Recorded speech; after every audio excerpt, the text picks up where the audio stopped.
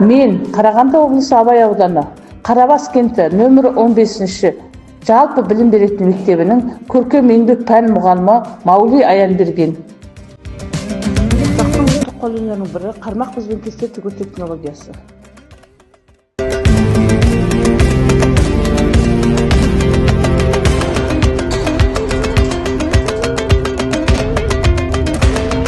Бүгін жүзі кестенің бізді өрнегін сендей салалмас деп Абай атамыз айтқандай, қазіргі таңда ұлттық құндылығымыз, ұлттық қолөнеріміз кеңінен насихатталуда.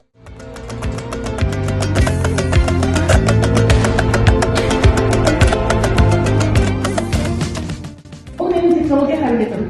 Онда оқушылар өздерінің күнделікті жасаған бұйымдарын осында қояды. Атап айтатын болсақ, қазақтың ұлттық қолөнерінің түрлері көп. Мысалы, мынау бөртпе-кесте.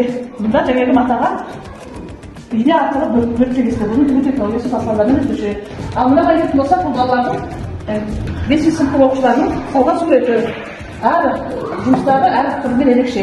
Қолөнеріміздің бірі қармақ бізбен кесте тігу технологиясын құндылықтарын оқушылардың бойына сіңіру. Мен қармақ бізбен кесте тігу технологиясын оқушыларға күнделікті сабақ барысында тігу жолдарын үйрету үстіндемін. Біз матаға ең әуелі қағазды бүктеу арқылы оюды ойып аламыз. Қазір мен сіздерге қағазбен ою әдісін көрсетейін.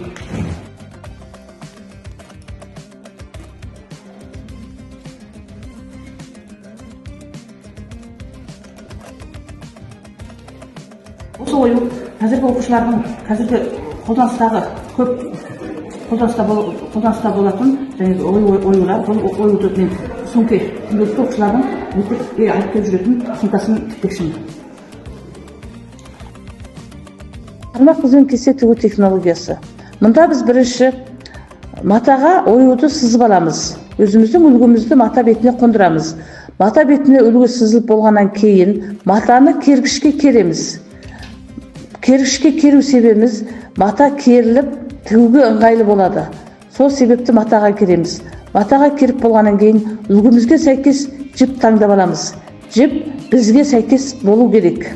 Егер бізіміз жуан болса, жібіміз жіңішке болатын болса, онда ою тігіп отырған затымыз дұрыс болмайды.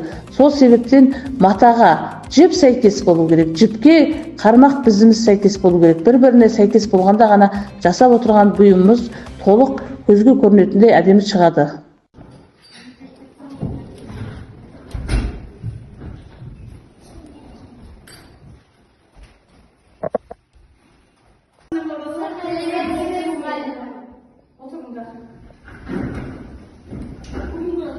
Сабақта сендерді көргенде өте қуаныштымын. Ал ендеше оқушылар, біз қазір бүгінгі сабағымызға жақсы тілек тілеп, өзімізге жақсы көңіл күй сыйлайық.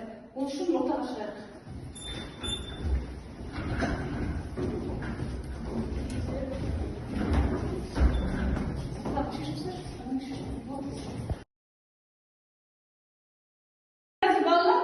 Осыны айландыру арқылы топқа бөлінеміз. Қазір алдыңғы 4 қатар 1-3 топ болады. 4-тен кейін 6 қатар 8-2-3 топ болады. Түсінікті ғой? Қазір 1-ші қатарда.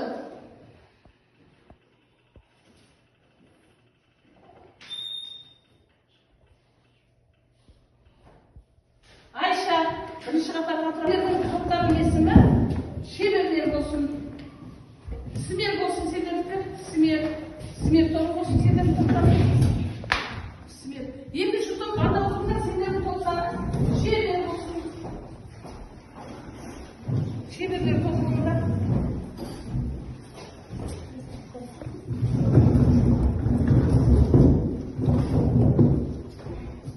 Балаларымыз қазір балаларымыз өткен тапсырманы қайталаймыз. Сендер бұл 1-2-90-да және бізбен тоқыма тоқы технологиясын білесіңдер.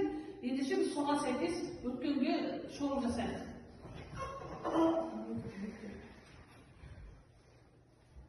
Қошқар мүйіз ою нені білдіреді? Кім айтады? Қошқар мүйіз ою өрнегі нені білдіреді? Қошқар мүйіз ою өрнегі нені білдіреді? Сұрады не? Тұр қараңдар не?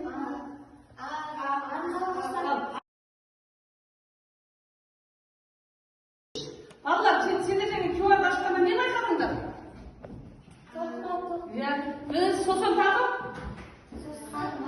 Қармақ, сосын?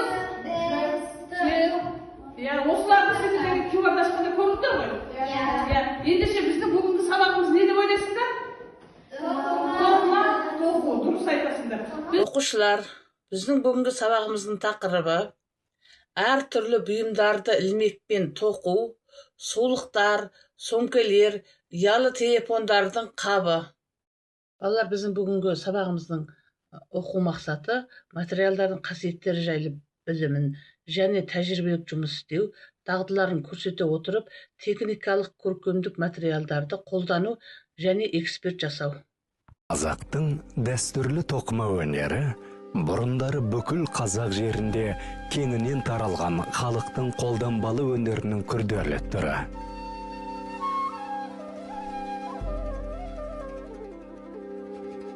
Тұрмыста кілем бұйымдарының көптеп пайдаланылуы тоқыма өнерінің кеңінен дамып өркендеуіне әсер етті.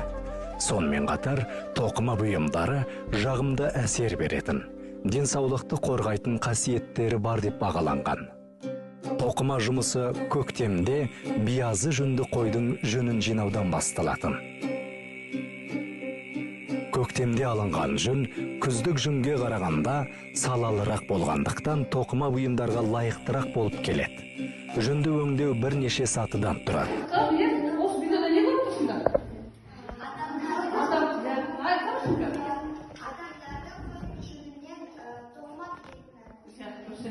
Бұл біздің ерте кездегі әжелеріміздің, ата-бабаларымыздың қолданып келген тоқыма өнері. Енді қазіргі заманауи әдіспен, қазіргі өндіріс бар. Біздің мына Қарағандының өзінде, және Қостанайда біздің тоқыма өндіріс бар. Ендеше қысқаша тоқыма өндірісін көріңіз, қазіргі заманауи тоқыма өндірісі. Тұрады. Шетел асып келетін матаның өзімізде өндіріле бастағанын білесіз бе? Бұның жұмысы өте қиын. 12 сағатта жұмыс уақыт кетеді. Жартылай тоқыма және синтетикалық маталар қалай жасалады? Осы дайындалған өнімді біз ары қарай тоқылған мата шығаруға жібереміз. Ал енді оқушылар, сендер бейнебаянды көрдіңдер. Ендеше тоқыма тоқу жайлы қысқаша мағлұматтармен таныса кетейік. Тоқу өнері қазақ халқының елден келе жатқан ең алғаш киімі мен үй жабдығының негізгі болған қадірменді өнер. Бұл тамаша өнер қазіргі талап тілектер тұрғысынан жалғасып, тұрмыспен бірге ұласа дамып келеді. Тоқымамен айналысқанда алуан түрлі сән үлгілерін таңдап, түрлі оқу әдістерін меңгеру, адамның талғам мен шеберлігін, ой өрісін жетілдіріп, көркемдікті сезіну қабілетін дамытады. Соған орай тоқу өнері басқа да істер сияқты үйренуді, ізденуді қажет етеді.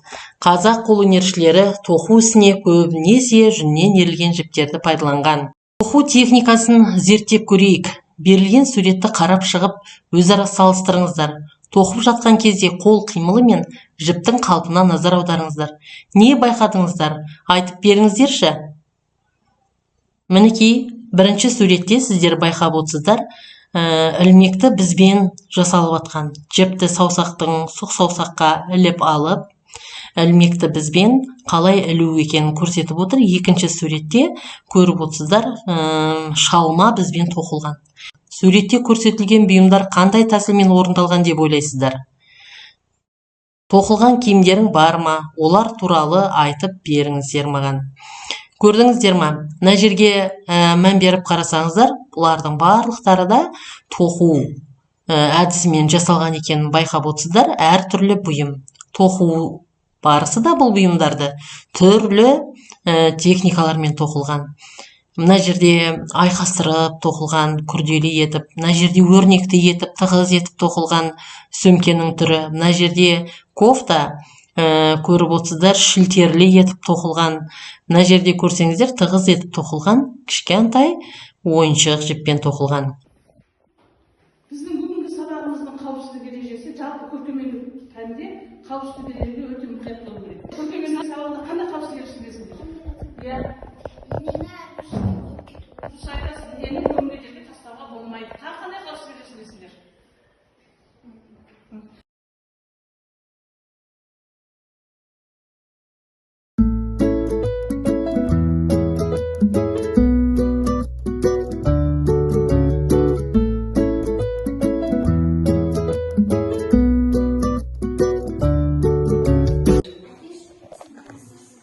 Жарайсың, тамаша.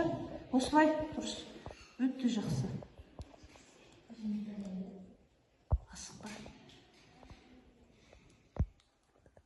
жарайсың. Қане балдар.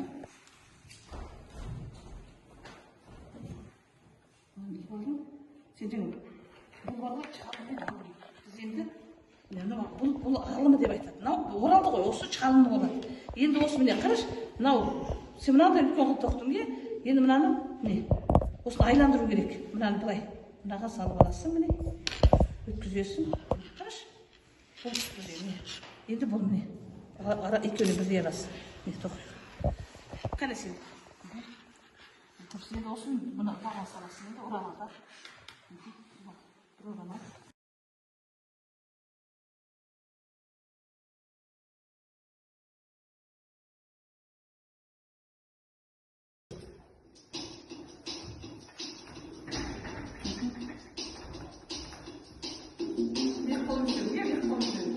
Қолдарыңды жауыңды қоғамда. Тоқыма тоқып, прашқа ұлыстар көп отырып қалдыңдар.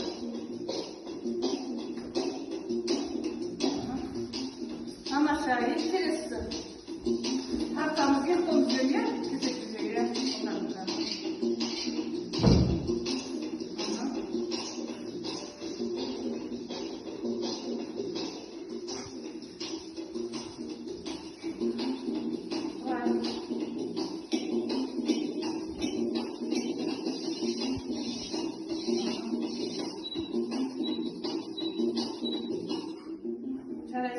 Soğuk gezegin katı ya o iyi oluyor.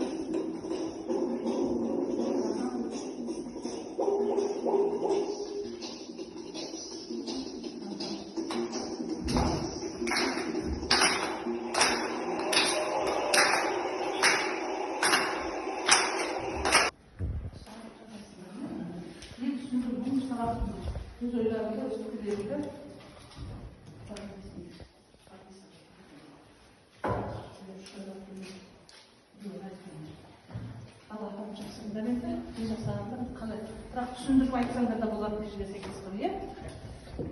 Ал.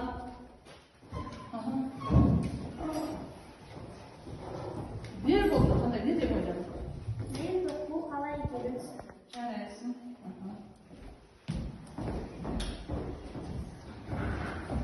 Бірге сабақ маңызды. Аға қатты ұнады, рахмет. Рахмет. Сен Мен сабақты мен сабаққа түсіндім, жарайсың.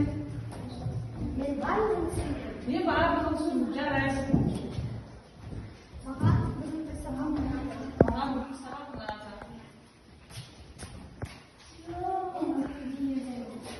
Не тоқуды үйренді. Дартқанға барлығы түсінікті болды, е? Ал жасаған. Маған барлығы ұнады. Маған барлығы ұнады, жарайсың. Осы Бүгін күшті өтті. Жарайсыңдар балалар. Құрметті оқушылар, осымен бүгінгі ашық сабағымыз өз мәресіне жетті. Сабаққа белсенді қатысқандарыңыз үшін көп рахмет. Әрдайым білімнің биік шыңында болыңыздар.